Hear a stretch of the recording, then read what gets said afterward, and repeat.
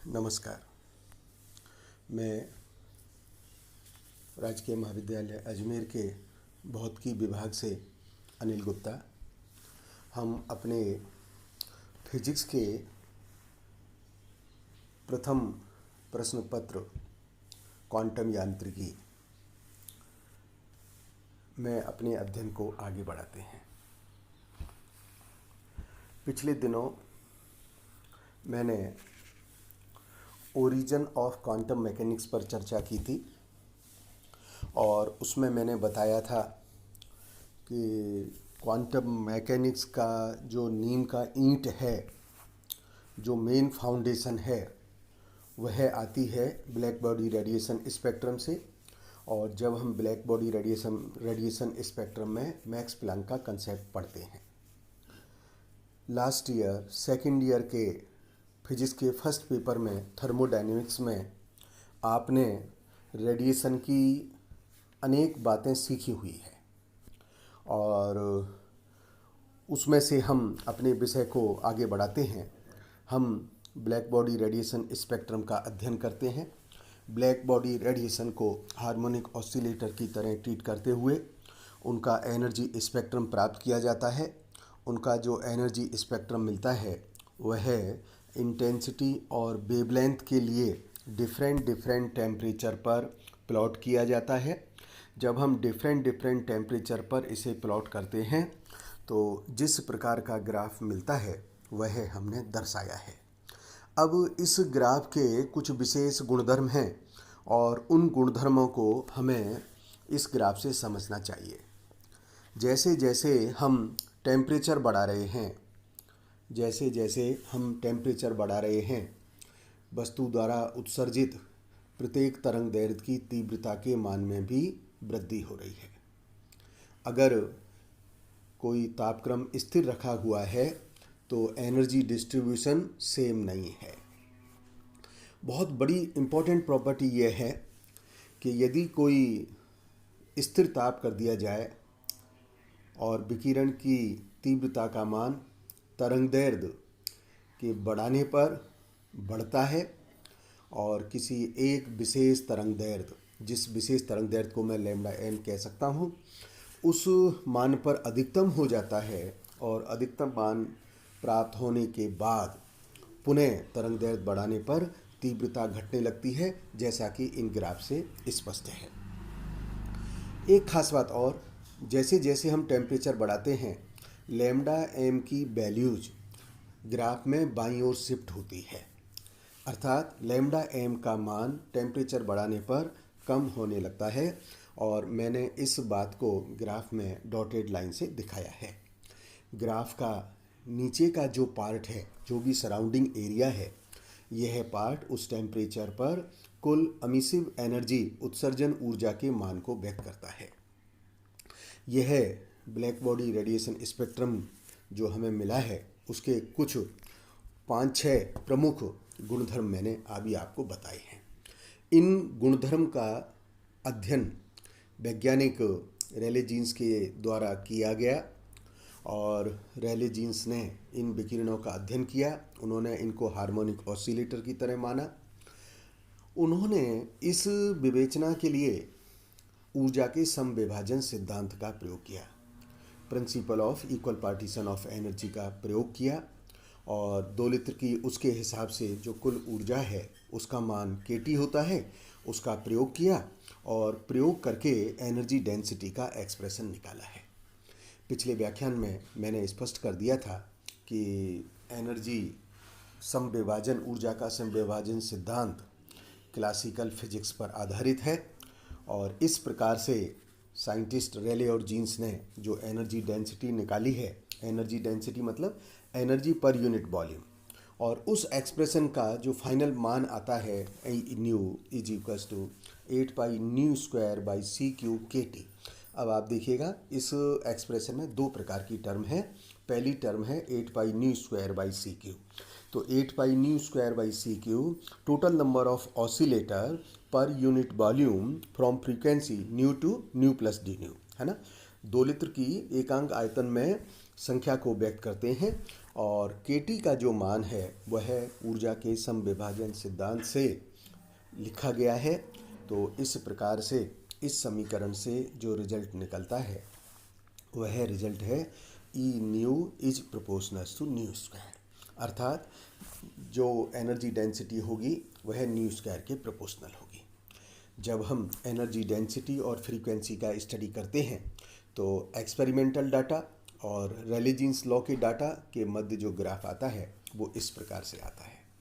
इस ग्राफ से हम देख रहे हैं कि एक्सपेरिमेंटल वैल्यूज़ और रेले जीन्स लॉ के अनुसार जो वैल्यूज़ हैं वो लो फ्रीक्वेंसी होने पर बहुत कुछ हद तक मैचिंग में हैं, मेल खाती हैं, सुमेलित हैं। लेकिन जैसे ही फ्रीक्वेंसी का मान बढ़ने लगता है, रेले जीन्स सिद्धांत के अनुसार ऊर्जा घनत्व का मान और प्रायोगिक रूप में ऊर्जा घनत्व का मान अलग अलग होने लगते हैं। हम इस ग्राफ से देख रहे हैं कि जब फ्रीक्वेंसी का मान बहुत ज़्यादा है तो उस केस में ऊर्जा घनत्व के मान में कमी हो रही है, यह न्यूनतम की ओर हो रहा है, जबकि वैज्ञानिक रेले जीन्स के अनुसार यह मान बहुत ज़्यादा बढ़ रहा है। ये बड़ी विचित्र विसंगति है क्योंकि इसमें किसी भी प्रकार का तालमेल नहीं है और वैज्ञानिकों ने इस बात को जो हाई फ्रीक्वेंसी पर होती है या लो वेवलेंथ पर होती है अल्ट्रावायलेट कैटास्ट्रॉफी कहा। और इस अल्ट्रावायलेट कैटास्ट्रॉफी के बाद यह आया कि जो कुछ सिद्धांत हैं उनको कुछ संशोधन करने की आवश्यकता है, उनको अपडेट करने की आवश्यकता है। ऐसा एक कार्य जर्मन फिजिसिस्ट मैक्स प्लांक के द्वारा किया गया और मैक्स प्लांक ने अपना कंसेप्ट एनर्जी का दिया। जैसे मैंने अपनी पिछले आपको क्लास में बोला था, first real breakthrough came on 14 December 1900 when German physicist Max Planck introduced the concept of quantum in energy. In his efforts to explain the phenomenon of black body radiation, he succeeded in reproducing the experimental result only after postulating that the energy exchange between radiation and surrounding takes place in discrete and quantized amount. He argued that the energy exchange between electromagnetic wave of frequency nu and matter occur only in integral multiple of h nu, which he called energy of quantum. The quantization of electromagnetic radiation turned out to be an idea with far-reaching. Okay. तो इस प्रकार से Planck ने